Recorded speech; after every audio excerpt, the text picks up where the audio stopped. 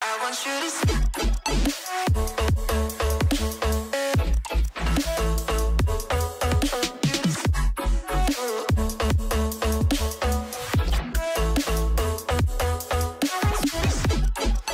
Selamat siang, Assalamualaikum warahmatullahi wabarakatuh. Creative message itu adalah bagian terpenting dari jurnalistik, ya, terutama di era digital sekarang. Karena apa? Karena prinsip dasar dari creative message itu adalah pesan-pesan yang sangat kreatif dan ringkas, tidak bertele-tele. Itu intinya.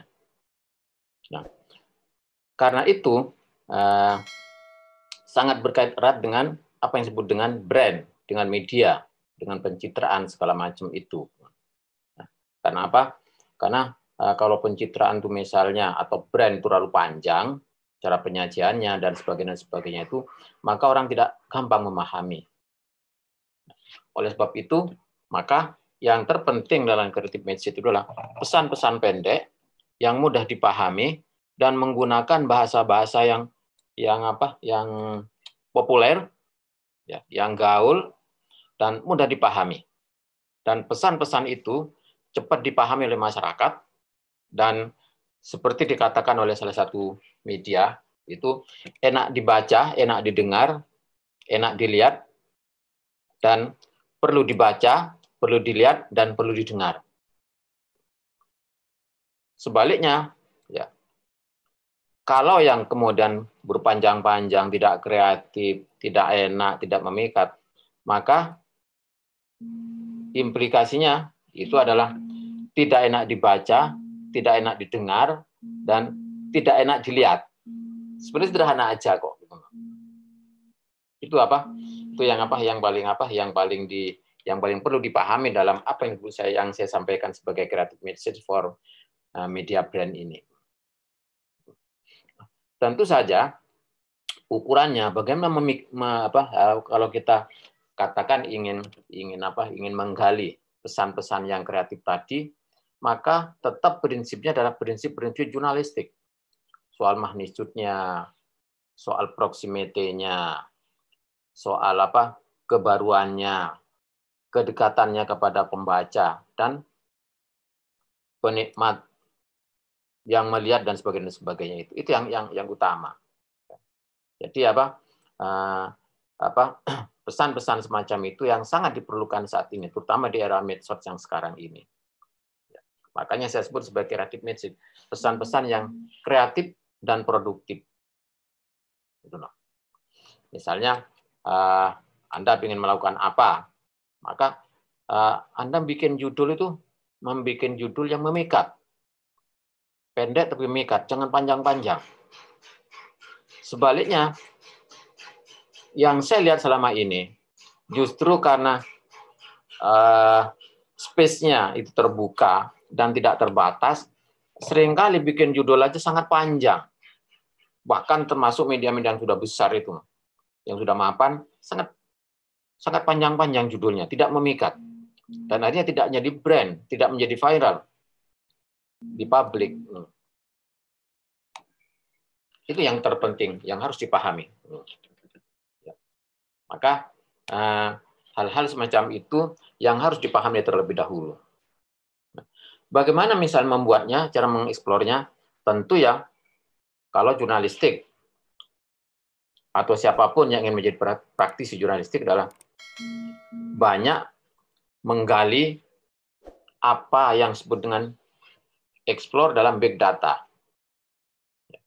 Memperbanyak informasi, menggali hal-hal baru, menggali hal-hal yang unik, yang kemudian dikemas sedemikian rupa menjadi creative message.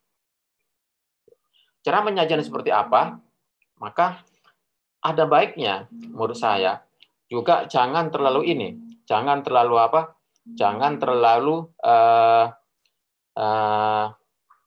kaku begitu, tetapi juga menjadi penyajian yang sangat ringkas, yang memudahkan orang cepat menangkap maknanya. Secara umum seperti itu, secara umum. Lantas, gimana cara belajarnya, cara memulai? misalnya antara lain, ya, ada baiknya, tidak harus ada baiknya. Memang harus banyak membaca atau menyukai ya, pola-pola bahasa, pola-pola penyajian di dalam istilah-istilah atau di dalam karya-karya novel. Bukan tebalnya, novel kan tebal-tebal, tetapi cara penyajian ini, cara penyajian ceritanya, sehingga menjadi memikat. Hal-hal semacam itu yang menurut saya yang perlu dipahami. Secara umum seperti itu yang perlu digali, dan contoh-contohnya misalnya sudah saya kasihkan ke Mbak Ratna itu referensi dari saya atau istilahnya atau catatan-catatan dari saya nggak menyebut makalah, itu catatan dari saya. Mungkin ada baiknya kalau misalnya coba ditampilkan di sini, nanti kita bicarakan bersama di sini. Pak Maksum, mohon izin, filenya yang kemarin itu kah, Pak? Iya, yang kreatif. PowerPoint. Ya. Oke, baik. Ya. Pak Maksum yang share screen atau kami yang share screen? Kenapa? Ya, Anda aja, jangan saya. Ya.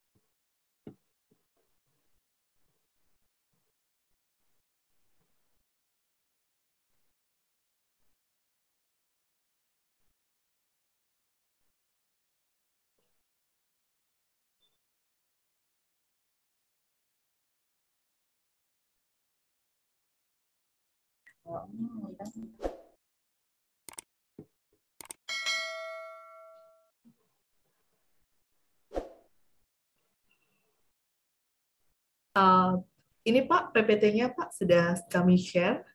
Ya.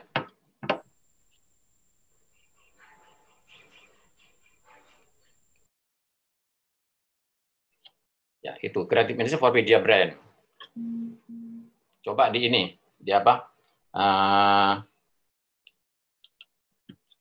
Di apa? Ya, misalnya gini. Kita misalnya bicara tentang inovasi tentang otonomi daerah, maka harus paham betul dulu tentang otonomi daerah, kemudian dicarikan ininya isu-isunya, terus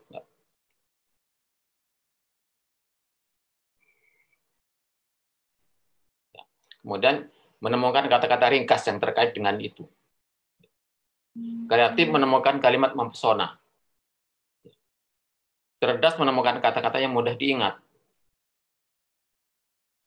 Kreatif menemukan kalimat yang akrab dan mudah ditiru. Terus, Pak Ratna. Ya. Misalnya contoh-contoh yang sederhana yang sudah akrab di masyarakat. Misalnya, Malaysia itu punya isu sejak dulu atau creative message yang brand Malaysia truly Asia. Jadi Malaysia itu mengklaim sebagai Asia yang sesungguhnya, bukan tempat lain. Begitu juga yang lain-lain. Misalnya Hong Kong surga belanja, dan seterusnya. Teruskan, Mbak. Nah, ya. Setelah itu dipopulerkan ke publik. Setelah pesan-pesan kreatif ditemukan, dites melalui pengucapan, mulai desain kreatif, mulai simbol, lambang, mulai script writing, mulai copywriting, layout, dan sebagainya. Kemudian memilih media yang tepat dan andal untuk mengkomunikasikan pesan-pesan kreatif tadi.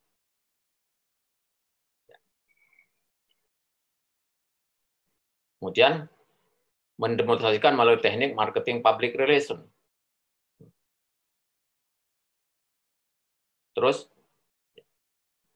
ya, kreatif, final kreatif, endingnya itu adalah memukau, mempesona, memikat, atau dalam tanda kutip bisa menyihir audiens TV dan penikmat medsos. Terus, apa perbedaannya dengan iklan dan sebagainya bisa dilihat di sini. Terus,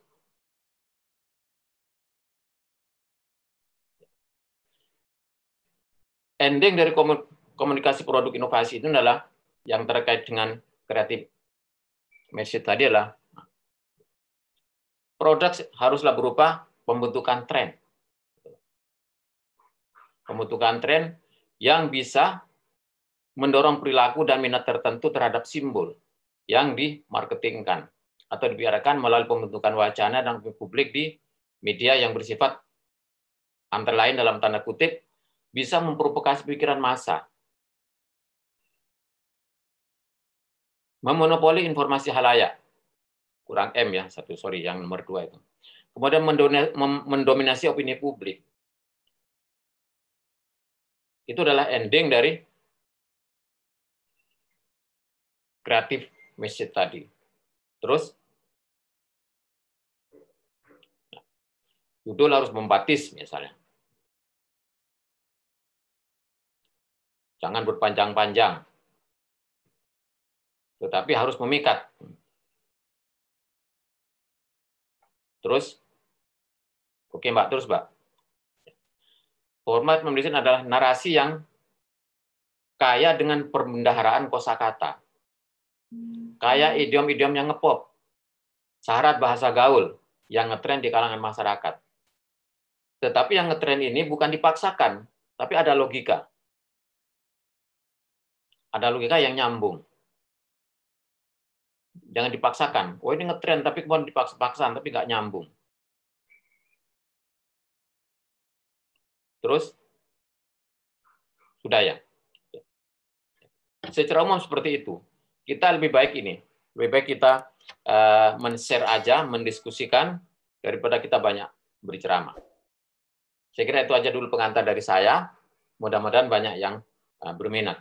Terima kasih dulu.